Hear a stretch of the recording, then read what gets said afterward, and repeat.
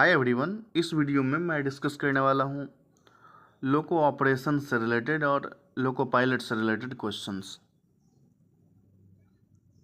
Question number 39 है, as per detailed classification of accident signal passing at danger is classified under. ये question train के accident से related है। Train accident, इस question को मैं थोड़ा डिटेल में डिस्कस करूँगा। ट्रेन का एक्सीडेंट किसको बोलते हैं? रेलवे में कार्य के दौरान अगर रेलवे, इसके इंजन, रोलिंग स्टॉक या परमानेंट वे या कोई फिक्स स्ट्रक्चर, पैसेंजर या जो रेल में कर्मचारी काम करते हैं उसके सेफ्टी के साथ उसका सेफ्टी अगर अफेक्टेड होता है, अगर किसी कारण से ट्रेन की पंक्चुअलिटी और ट्रेन के प्रॉपर्टी को, रेलवे के प्रॉपर्टी का नुकसान होता है, उसको एक्सीडेंट बोलते हैं। तो इस एक्सीडेंट को 5 पार्ट्स में डिवाइड किया गया है। पहला है ट्रेन एक्सीडेंट। ट्रेन एक्सीडेंट मैं पूरा नहीं लिख पाऊंगा, मैं जो बोल रहा हूँ वो ध्यान देके या कहीं लिख सकते हैं। Train accident. दूसरा है यार्ड एक्सीडेंट। ट्रेन एक्सीडेंट में क्या होता है? ट्रेन का डायरेक्ट इन्वॉल्वमेंट होता है। ऐसे एक्सीडेंट जिसमें ट्रेन डायरेक्टली इन्वॉल्व है उसको ट्रेन एक्सीडेंट बोलेंगे। दूसरा है यार्ड एक्सीडेंट। यार्ड, जहाँ पे ट्रेन लगी रहती है, यार्ड में अगर कोई इंसिडेंट होता है जिसमें ट्रेन का इन्वॉल्वमेंट ना हो तो उसको यार्ड एक्सीडेंट बोलते हैं। तीसरा है indicative accident. Indicative accident real में एक्सीडेंट नहीं होते, लेकिन इसकी वजह से काफ़ी गंभीर नुकसान पहुंच सकता है। जैसे अगर कोई ट्रेन सिग्नल को पार कर गई, अगर कॉलिजन होने से बच गया, या जो ब्लॉक लिया गया था उसमें अगर कोई ब्रीच हो गई, कोई ट्रेन ब्लॉक लेने के बाद भी उसमें इन कर जाती है, ये सब इंडिकेटिव एक्सीडेंट में आते हैं। चौथा है इक्विपमेंट फेल्योर। अगर कोई इक्विपमेंट फेल हो जाता है तो वो भी एक्सीडेंट के कैटेगरी में आता है, फोर्थ कैटेगरी में आता है।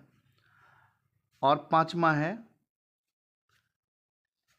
Unusual accident. जैसे ट्रेन में चोरी हो गई, ट्रेन से कोई गिर गया, ये सब जो बाकी सारे एक्सीडेंट है जो ऊपर कवर नहीं है वो सब अनयूजुअल एक्सीडेंट में आते हैं। टाइप्स ऑफ ट्रेन देखने से ज़्यादा फ़ायदा नहीं होने वाला है। इसमें जो इसकी कोडिंग है, 16 कोडिंग, वो कैसे की गई है वो समझना इम्पोर्टेंट है, वो हम ट्रिक के हेल्प से समझेंगे। सबसे पहले है ट्रेन एक्सीडेंट।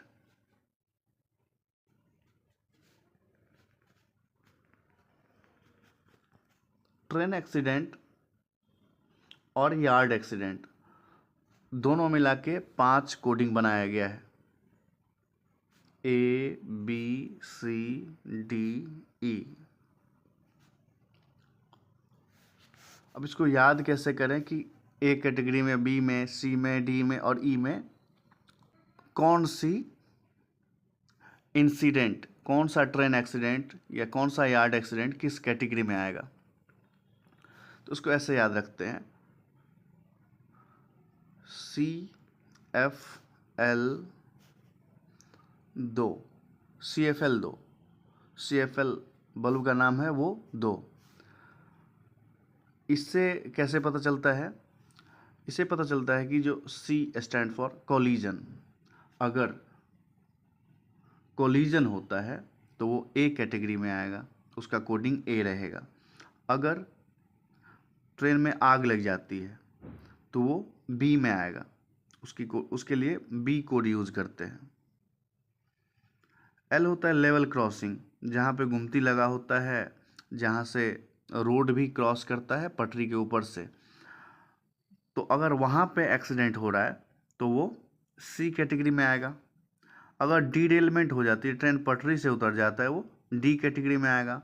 और अदर, जैसे अगर फिक्स स्ट्रक्चर को हिट कर दिया है ट्रेन, या जो यार्ड एक्सीडेंट होते हैं वो ई में आते हैं। तो ए से लेके ई, ये 5 कोडिंग इसका समझ गए कि ए से लेके ई तक collision, fire, level crossing, derailment और अदर ट्रेन एक्सीडेंट, ये सारे 5 पता चल गए। अब अगला पढ़ते हैं 5 के अलावा छठा में क्या है।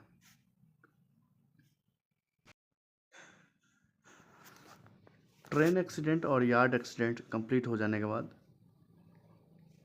हम आते हैं इंडिकेटिव एक्सीडेंट पे।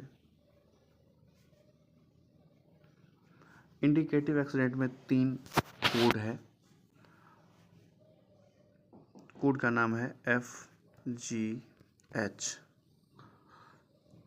अब ये कौन सा एक्सीडेंट F में आएगा, कौन सा G में आएगा, कौन सा H में आएगा, इसके लिए हम लोग एक ट्रिक देखते हैं। उसका नाम है फराह SC BBR डेंजर। तो अगला जो ग्रुप है वो F से स्टार्ट हो, तो F से स्टार्ट होगा इसलिए फराह यूज़ किया। AC BBR डेंजर, ये 3 है इसके लिए कोड। AC मतलब एवर्टेड कोलिजन, कोलिजन होने से बाल बाल बच गया। 2 ट्रेनें एक अपोजिट डायरेक्शन में इतना नज़दीक आ गई कि उसका डिस्टेंस 400 मीटर से कम हो गया है, तो इसको बोलते हैं एवर्टेड कोलिजन। ये F, इसके लिए F कोड यूज़ करते हैं। G कोड यूज़ करते हैं BBR के लिए, ब्रीचिंग ऑफ ब्लॉक रूल। जो ब्लॉक लिया गया है उसमें अगर कोई ट्रेन घुस जाती है तो वो G कैटेगरी, उसके लिए G कोड यूज़ करते हैं, breaching of block rule. FG हो गया। अब H में कौन आता है, सिग्नल पासिंग एट डेंजर, जो कि क्वेश्चन पूछा गया था, signal passing at danger, D से डेंजर। ये H कोड यूज किया जाता है इसके लिए। ये signal passing at danger classify किया है H टाइप के एक्सीडेंट के लिए। पार्ट 2 भी क्लियर हो गया। इसमें 3 एक्सीडेंट आए FGH। F होता है एवर्टेड कोलिजन, G हुआ ब्रीचिंग ऑफ ब्रेक रूल और H हुआ signal passing at danger, train passing signal at danger. कहीं पे स्टॉप सिग्नल था लेकिन फिर भी बिना प्रॉपर अथॉरिटी के उसमें इन कर जाती है ट्रेन, तो वो H कैटेगरी में आता है। टाइप ऑफ एक्सीडेंट में चौथा कैटेगरी था equipment failure. Equipment failure, equipment failure में J से हम लोग स्टार्ट करेंगे। 4 यूज करेंगे, इसमें 4 कोडिंग यूज किया जाता है, JKLM। इसका 4 कोडिंग में बांटा गया है इसको। एक हम लोग सिस्टम पढ़ते हैं ट्रेन में, EPOS। EPOS अगर कोई, जब लोगों का कोई भी पार्ट्स अगर फेल हो जाता है तो रिमोट उसको ऑपरेट करते हैं। Emergency point operating system. Emergency point operating system होता है कि अगर कुछ भी अगर फेल हो गया कोई भी इक्विपमेंट, तो हम लोग इमरजेंसी पॉइंट अवेलेबल करके रखते हैं ताकि उसको ऑपरेट किया जा सकता है। तो इसमें जब लोको फेल हो जाए तो EPOS ही यूज करेंगे। EPOS का फुल फॉर्म कैसे आएगा, E मतलब इंजन, GINE, इंजन। अगर इंजन फेल हो जाए तो उसके लिए जो कोड है वो J है। E से इंजन, P से P वे, परमानेंट वे। जैसे अगर कोई ट्रैक फेल्योर हो जाए, उसका रेल फ्रैक्चर हो जाए, तो ये सब परमानेंट वे फेल्योर में आता है, इसके लिए K यूज करते हैं। उसके बाद L आता है OHE से रिलेटेड जो भी अगर पार्ट्स फेल हो गया। O, EPOS में क्या है, OHE से अगर रिलेटेड कुछ फेल्योर आया तो L कैटेगरी में आएगा।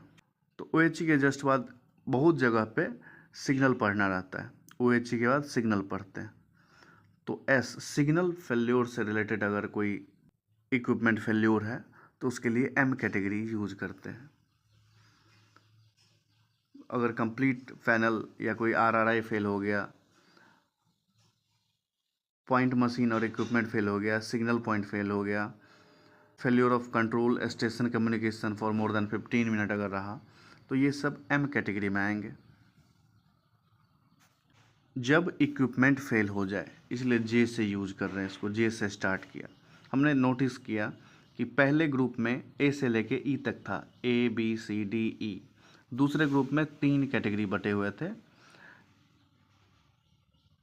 उसमें था Farah, ACBB, danger, FGH, 3 category में बांटे थे। ये तीसरा ग्रुप जो है इसमें, ये जब इक्विपमेंट फेल हो जाए तो J से स्टार्ट किया। नोटिस करने वाली बात ये है कि इसमें I नहीं आया और आगे ही ऐसे O नहीं आएगा। IO 2 लेटर अल्फ़ाबेट के जो हैं वो ट्रेन एक्सीडेंट के कैटेगरी में नहीं आ रहे हैं। तो इसीलिए अब मैंने जब इक्विपमेंट फेल हो जाए J से स्टार्ट किया। तो JKLM कंटिन्यूसली 4 है। J हुआ जब इंजन फेल हो जाए, K जब परमानेंट फेल्योर की वजह से, L हो गया OHE इक्विपमेंट के फेल्योर से, और M हो गया M सिग्नल। तो इसके लिए हम लोग जो ट्रिक समझे हैं उसके लिए EPOS यूज किए। EPOS engine, P way, OHE signal, EPOS। और नॉमिनल रेलवे में इसका मतलब होता है इमरजेंसी पॉइंट ऑपरेटिंग सिस्टम।